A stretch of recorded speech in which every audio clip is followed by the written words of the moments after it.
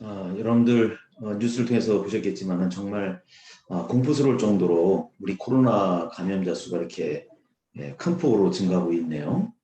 오늘 드디어 뭐 얘기를 들어보니까 7천 명이 넘었어요. 그러니까 이게 어디서 어떻게 어떤 경로를 통해서 감염이 되는지도 모를 정도로 좀 어렵습니다. 저도 오늘 아침에 이제 차를 갖고 오지 않고 지하철을 타고 이 사무실을 나왔는데요. 지하철을 타고 오면서도 과연 이 사람들이 다 안전할까? 물론 다른 사람들도 그렇게 생각을 하겠죠. 오로지 마스크 하나에 이제 의지해서 이렇게 생활하는 거 아니겠습니까? 그래서 상당히 좀 마음이 좀 무겁더라고요. 그런데 이제 또 가만히 생각해 보면은요.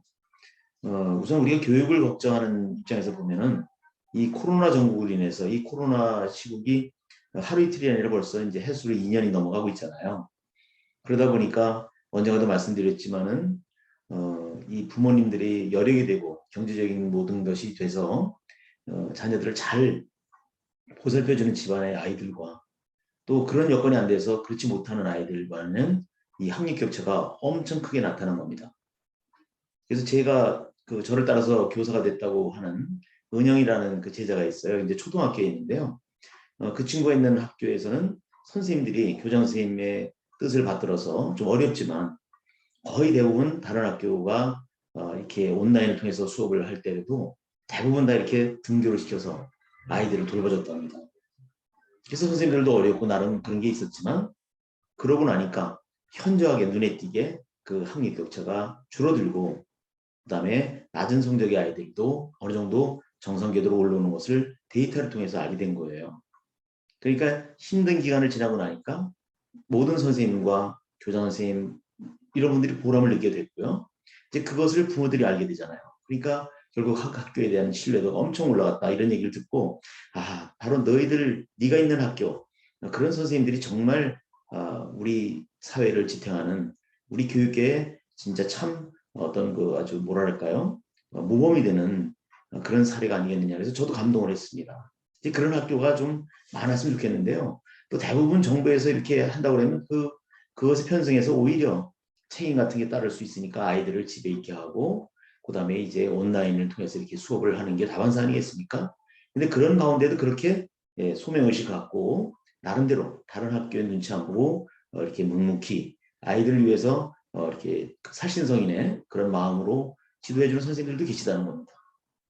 바로 그런 분들 때문에 우리 사회는 버텨나가는 것이고 우리 교육에 대한 신뢰도 올라가는 게 아닌가 이런 생각을 했습니다.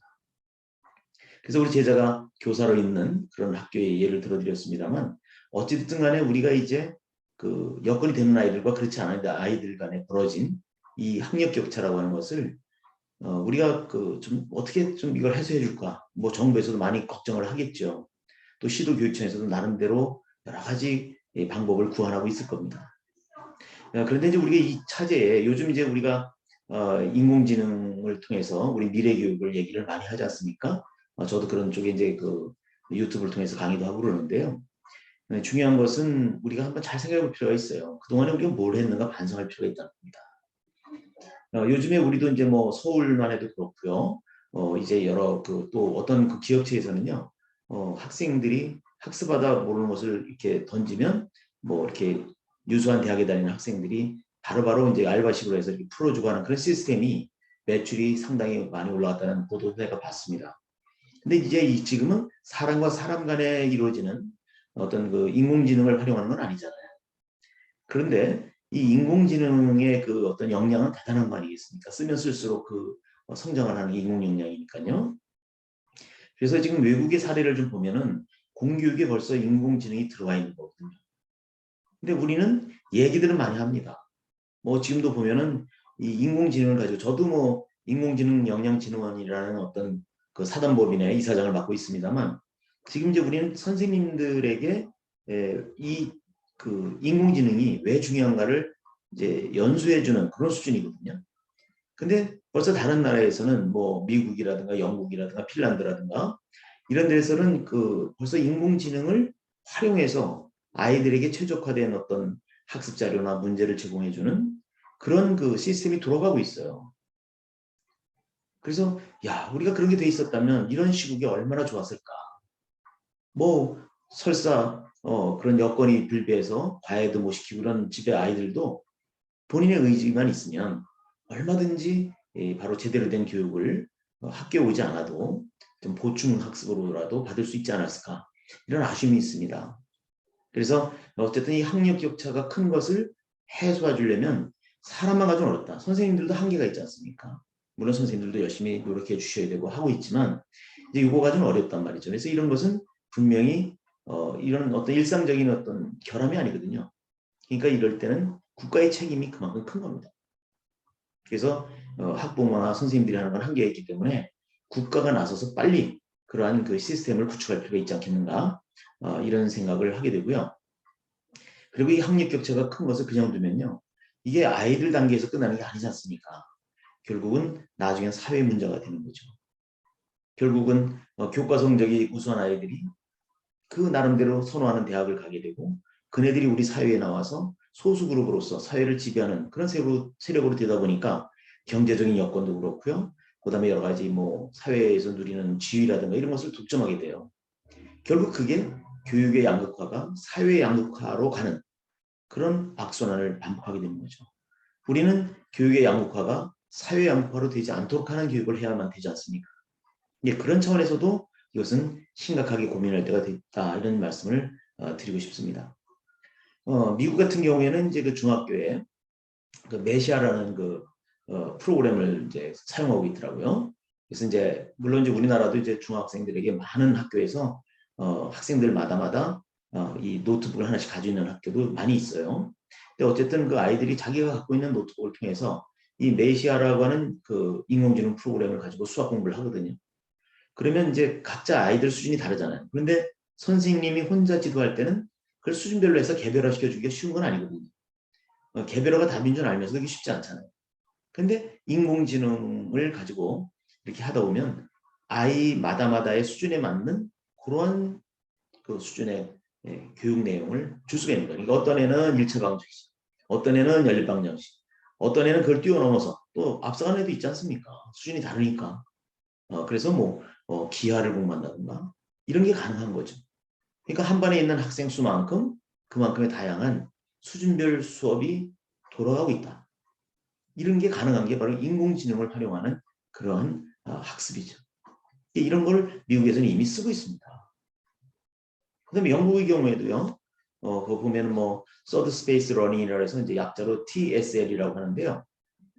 요거는 이제 그 TSL이라는 회사에서 관리하는 아이들을 인공지능이 그 아이들의 수준을 파악하는 거예요.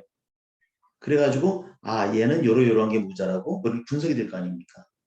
그러면 그것이 거기에 소속되어 있는 강사에게 통보가 돼요. 그 아이의 정보나 이런 게. 그럼 그 강사는 거기 받은 정보에 아주 최적화된 그런 걸 가지고 1대1로 45분씩 온라인을 통해서 수업을 해준다는 겁니다. 그러니까 이것은 국가가 하는 일종의 사교육이죠. 그래서 사실은 언젠가도 말씀드렸지만 우리도 사람이 하는 수준이라도 이게 뭐 학교에 뭐 학원 안에 이런 말 하지 말고요. 그런 걸 할 때가 됐다고. 이건 비상식입니다, 지금. 근데 자꾸 명분에 앞서고 뭐 이해관계를 따지고 그러니까 이게 뭐가 안 되는 거예요. 여기는 이미 그렇게 이 프로그램을 가지고 아이들을 45분씩 1대1로 온라인 수업을 해주고 있다는 거예요. 이게 얼마나 그 아이들에게 혜택이에요. 그러니까 굉장히 수준 높은 사교육을 국가가 해주고 있다는 겁니다. 참 부럽죠. 그 다음에 핀란드의 경우에도 빌레라라는 그런 그 시스템이 있어가지고요. 이거는 우리나라의 그 교육학술정보원도 그런 게 있는데 여러 선생님들이 만든 문제를 이렇게 문제은행처럼 해놓고 있죠. 그런데 우리는 활용이 잘 안 되는 걸로 알고 있어요. 근데 여기서는 인공지능을 통해서 그 수많은 강의가 제공이 되고 그 다음에 거기에 축적되어 있는 문제를 아이들에게 인공지능이 제공을 해줍니다. 그러니까 최적화된 그런 것을 제공해 주겠죠. 그냥 아이들의 수준도 생각지 않고 막 아무거나 주거나 그런 게 아닌 거예요. 우리가 이제 핀란드 교육을 많이들 얘기하는데요. 뭐 핀란드 교육에 대해서 뭘 보고 오는지 모르겠어요. 그냥 무조건 핀란드 교육이 이상적이다 이런 얘기를 하는데 그 사람들 가서 제대로 보고 오는지 저도 핀란드를 3번 가봤습니다만 그 내면을 보고 속속들이 보기에는 쉬운 게 아니거든요. 그리고 거기에서 뭐 취재를 하면서 오래 있었던 특파원들 얘기를 들어보면 우리 그 소위 말하는 요새 뭐 한동안 그 좌파 교육관들 쪽이 거기를 많이 갔어요. 그래서 거기 갔다 오고 나서 뭐 이렇게 얘기하는 것들을 들어보면 그 오래 거기 살면서 그 속 깊이 봤던 사람들은 다 호숨을 치더라고요. 뭐 일부는 뭐 맞는 것도 있습니다만 상당 부분은 엉뚱한 걸 보고 왔다 이런 얘기를 들어봤거든요. 그래서 제가 오늘은 뭐 좁은 면 한 서너 가지 예를 들어서 말씀드렸지만 어쨌든 이런 인공지능을 활용해서 아이들에게 여러 가지 그 보완제로서 또는 그 사교육 비슷하게 이렇게 서비스를 하고 있다고 하는 것. 이 공교육에서 이루어지는 겁니다. 근데 우리나라는 유감스럽게도 아직까지는 공교육에서는 이런 인공지능 기반의 어떤 것은 이루어지지 않고 있거든요.